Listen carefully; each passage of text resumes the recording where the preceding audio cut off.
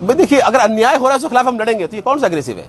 अगर तहसीलदार ने कोई कमी करी है तो जाहिर सी बात है उसको जवाब देना पड़ेगा। उसके बाप का राज नहीं है, कानून का राज है।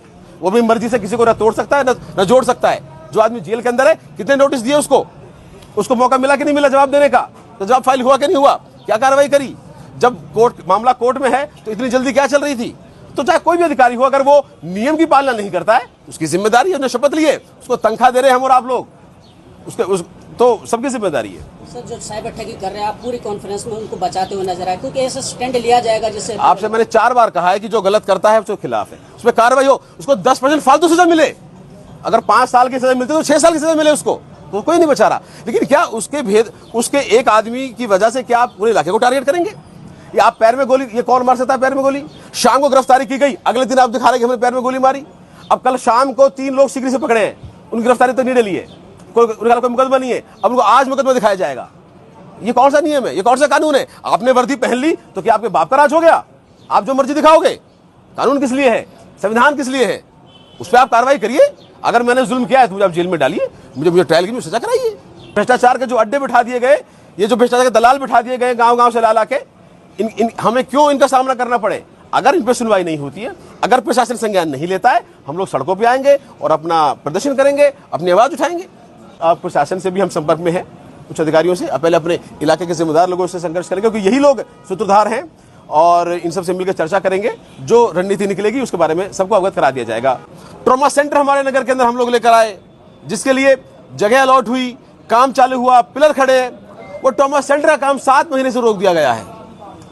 हमने अपने क्षेत्र की चिकित्सा सुविधाओं को मजबूत करने के लिए पीएससीज खुलवाई, और अब पता चला कि सरकार के कुछ लोग उन पीएससीओं को उन जगह बंद करके कहीं और खुलवाना चाहते हैं। तो आम जनता को चिकित्सा सुविधा कैसे मिलेगी?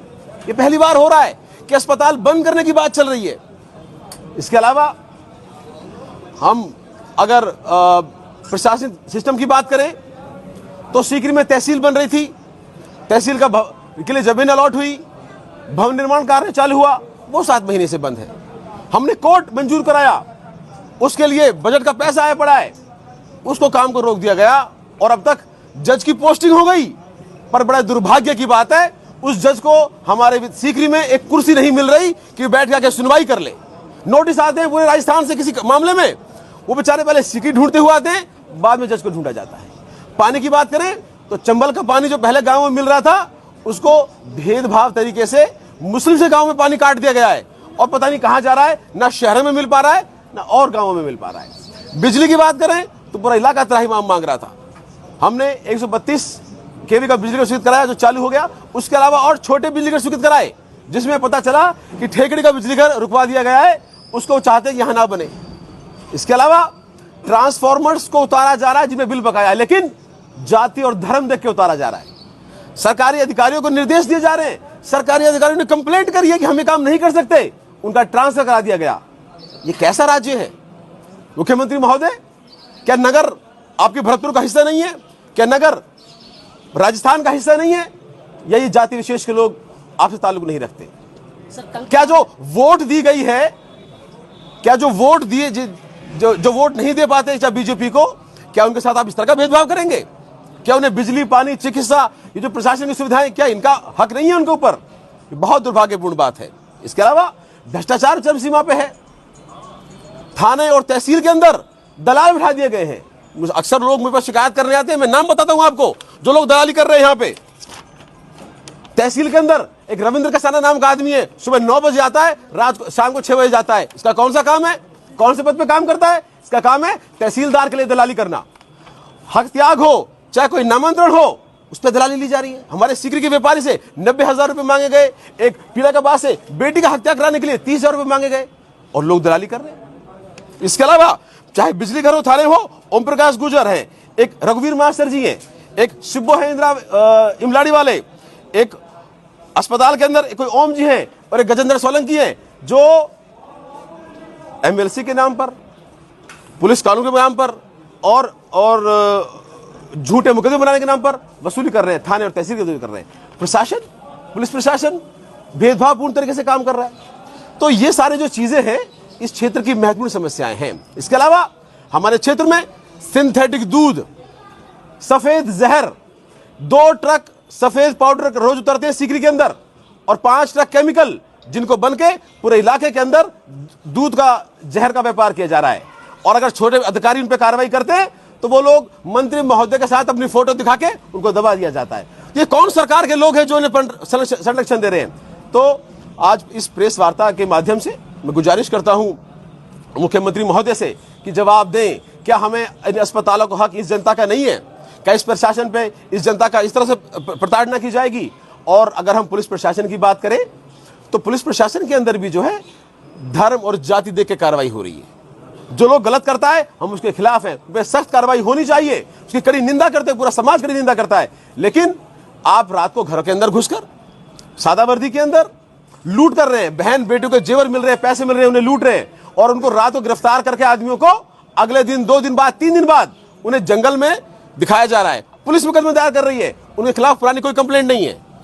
अगर है तो ठीक है, उसके बावजूद अगर अभी वो अंडर ट्रायल है, आपने मुकदमा किया है, उनका ट्रायल होने दीजिए, कोर्ट साबित करेगा कि कौन दोषी है और कौन दोषी नहीं है। आप उनके घरों में बुलडोजर चला रहे हैं। ऐसे तो केजरीवाल जी भी घोटाले के अंदर, जेल के अंदर है। आपकी हिम्मत है, इस पूरी बीजेपी सरकार की, केंद्र सरकार की हिम्मत है तो केजरीवाल घर बुलडोजर चला के दिखाए। तो ये भेदभावपूर्ण रवैया जो है बहुत निंदायक है। कानून से देश चलता है, बाबा साहब के संविधान से देश चलता है, लेकिन संविधान का पालन सबको करना पड़ेगा।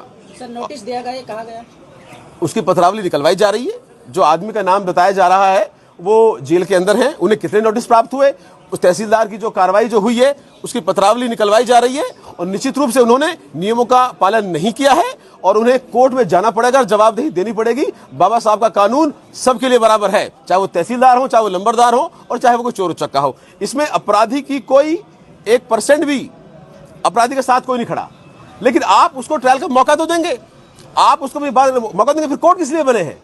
आप जो है पैरों में गोली मार रहे हैं, आप उनको थाने से ले जाकर बाहर सड़क पर ले जाकर उसके पैर तोड़ रहे हैं। ये कौन सा न्याय है? लेकिन और इस तरह के जो क्राइम है में सभी जाति के लोग इन्वॉल्व हैं, लेकिन क्या सिर्फ एक ही समुदाय को टारगेट करके उन्हें किस बात की सजा दी जा रही है? कल जो कार्रवाई हुई वहां पुलिस वाले थे, और जब लोग उनसे मना कर रहे थे उन्होंने कहा और दीजिए कांग्रेस को वोट, बुलाइए अपने कांग्रेस के नेताओं को, आपके साथ ऐसा ही होगा। ये किस प्रकार का अत्याचार है? तो आपके माध्यम से ये सारे जो क्षेत्र के मुद्दे हैं ये हम आपके सामने रखना चाहते हैं। इसके अलावा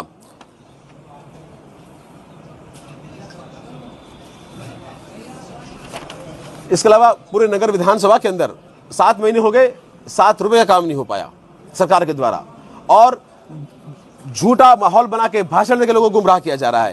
तो मुख्यमंत्री जी कल पधार रहे हैं। मुख्यमंत्री जी, आपसे हमारा यही सवाल है, क्या इन चिकित्सा सुविधाओं पे हमारा हक नहीं है? क्या ये पुलिस इसी तरह हमारे साथ भेदभाव करेगी? कहीं प्रशासन दलाली और इस ठेकेदारी का अड्डा बन जाएगा? हम आपसे गुजारिश करते हैं कि आप इनका संज्ञान लें। हमें आपसे उम्मीद है, आप हमारे मुखिया हैं, हमारे जिले के, हमारे लिए गौरव की बात है कि भरतपुर का आदमी आज प्रदेश का मुखिया बना है। लेकिन आप जो है,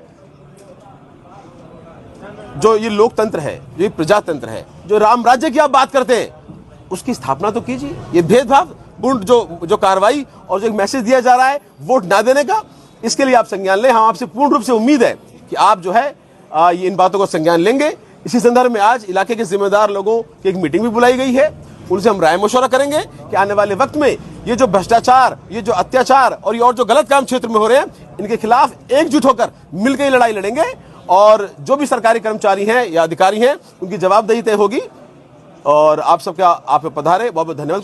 कोई सवाल हो तो आप। संरक्षण की बात की थी, आरोप लगाया जा रहा है कि कांग्रेस पार्टी रही तो उसके संरक्षण में ज्यादा अपराध पला बढ़ा है, चाहते तो तब भी रोक लग सकती थी। ये कौन सी रोक लग रही है? ये कौन लोग आरोप लगा रहे हैं? देखिए, विपक्ष का काम है, जब वो लोग विपक्ष में थे तब उन्होंने ये बातें क्यों नहीं उठाई? और इस तरह के आरोप प्रत्यारोप हमेशा से लगते आए हैं, और अगर कोई अपराधी है तो उस पर कार्रवाई हो। पहले भी कार्रवाई होती थी, आप रिकॉर्ड निकालिए। जब भी कभी ऐसे कोई मामले होते थे, चाहे वो बाहर की पुलिस आती थी, उनको अरेस्ट करके ले जाती थी। अब तो बाहर की पुलिस कोई नहीं आ रही यहाँ पे, अब तो पुलिस ही मुकदमा दायर कर रही है। 420 किसके साथ हुई? किसी के साथ नहीं। शक के आधार पे मुखबिर ने सूचना दी, इस आदमी को पकड़ लिया। और मैं आपसे एक और आरोप लगाना चाहता हूं, ये सारे झूठे मोबाइल हैं, ये सारे झूठे सिम कार्ड हैं। मैं दावे की गारंटी के साथ कहता हूं, आप थाने के रिकॉर्ड का जो माल खाना है उसका ऑडिट करा लीजिए। जितनी जब्ती होती है उतना सामान नहीं है इनके पास में। वही फोन, वही मोबाइल, वही लोगों को बना के सिर्फ मुकदमे बना रहे हैं। तो ये सब बातें ट्रायल में सामने आएंगी, मौका दीजिए। और अगर कोई अपराधी है उसे कड़ी से कड़ी सजा मिले। और हम कहते हैं 10% फालतू मिले।